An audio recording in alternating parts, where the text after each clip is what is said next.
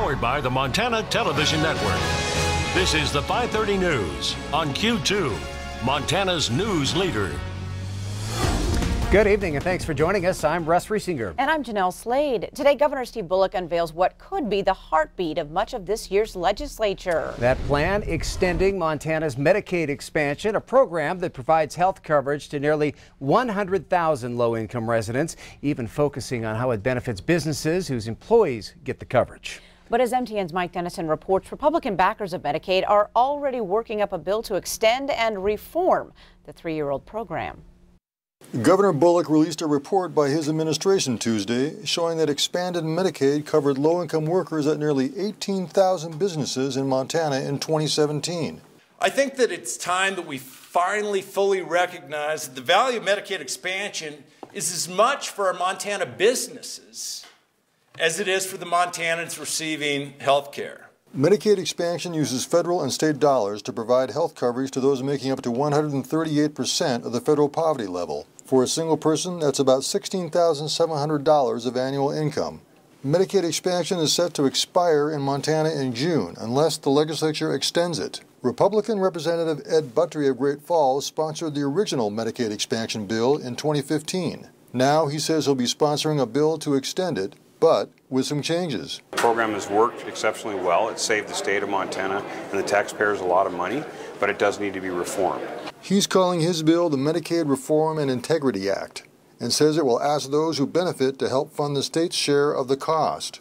If you're utilizing or benefiting from the program, we think you should have skin in the game. That means hospitals, insurers, people using the program. We want everyone to have a part in the success of the program. The details on what that skin will look like for various parties is still being sorted out. Buttry hopes his bill can be introduced in the next few weeks and get to the House floor as quickly as possible. The chairman of the House committee that will hear the measure says he's on board with an efficient schedule. I'm kind of wanting to move it quicker. It has a tendency to cloud the waters if it sticks around too long. Meanwhile, the governor also made his pitch Tuesday to the State Chamber of Commerce, arguing that Medicaid expansion helps create a healthy and reliable workforce. Governor Bullock is likely putting forth his own bill to extend Medicaid expansion, but with Republicans in control of the legislature, Buttry's bill is probably the one to watch.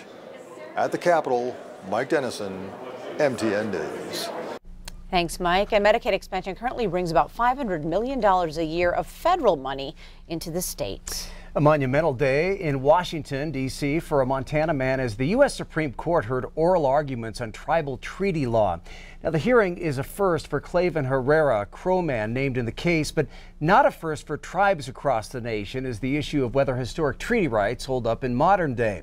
Herrera appeared with members of the Montana ACLU as the hearing got underway in our nation's capital.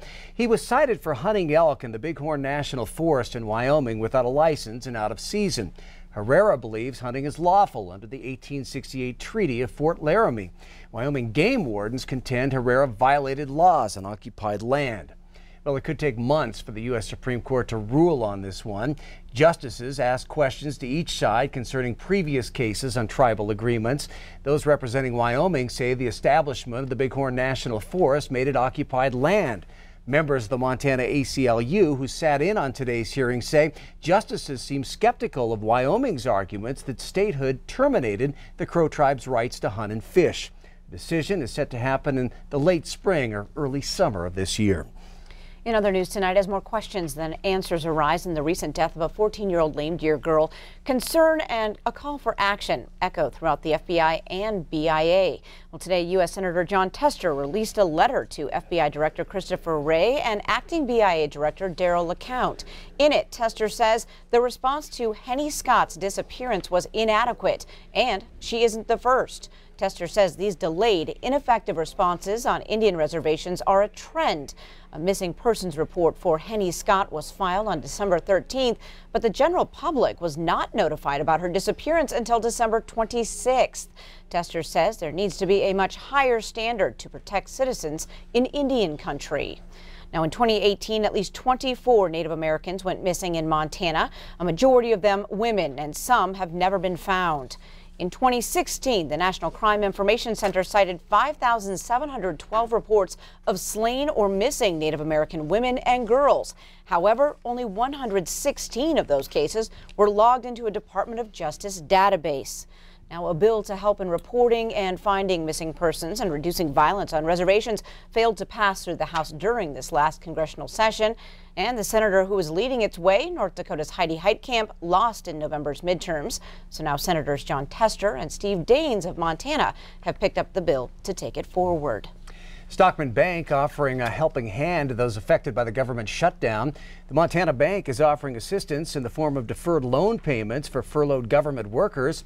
Billings Bank President Wayne Nelson says they will work on a case-by-case basis to help ease the stress of going without a paycheck.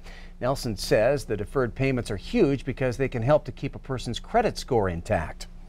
You know, we're a community bank based only in Montana, so we've done this in other cases like with wildfires and large layoffs of various employers across the state.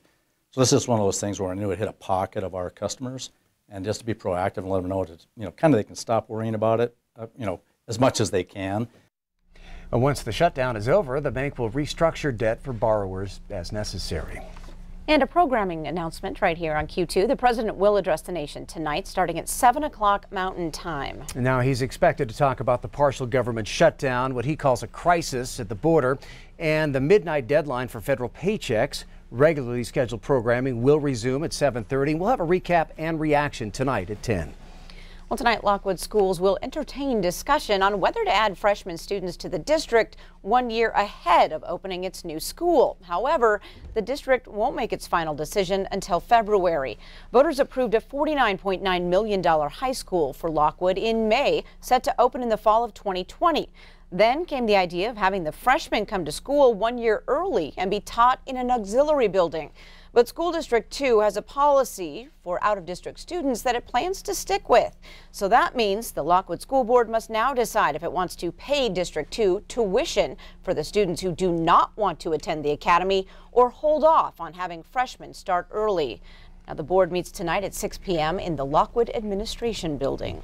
The idea of a windmill farm between Livingston and Big Timber is getting some people wound up.